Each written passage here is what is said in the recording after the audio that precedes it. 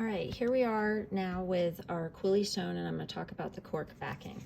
So just to review how we sewed it, the center was sewed to each of the surrounding quillies.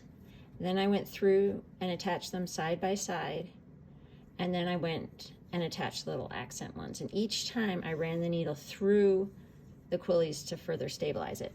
So now the reason we need some kind of backing, and it doesn't have to be cork, is see if when we turn this over, see how it's still, it's not stable. This alone would not make a good coaster.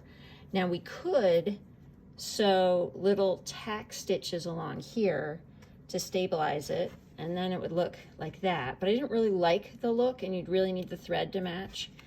So that's how I came up with the cork backing. Now the problem with the cork backing is this cork is too big, so it's not gonna work. So we need to cut it down.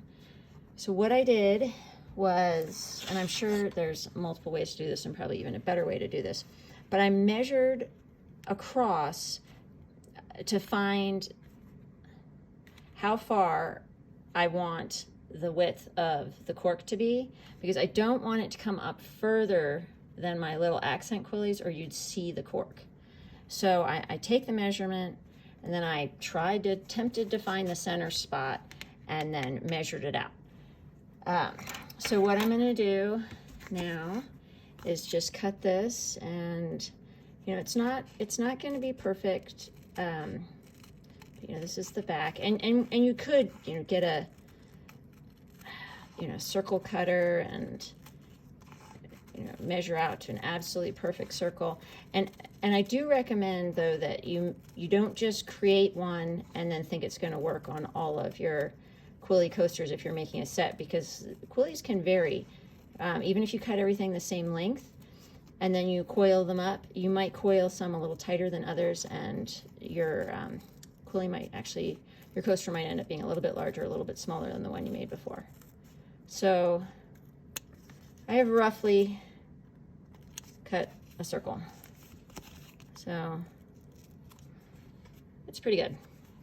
So my goal is to cover up all these stitches and add further stability to my quillie with this cork backing. So now it's an adhesive. I don't find the adhesive terribly strong, so I often will add some hot glue, and that's going to further stabilize things. But just for this one, it is actually pretty sticky. So I'm going to tuck in any little threads.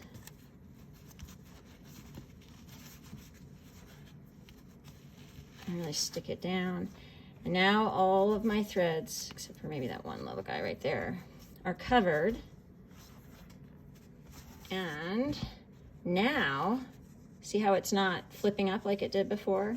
And now it's nice and stable. So that is finishing your quillie coaster. So there's my cork backing.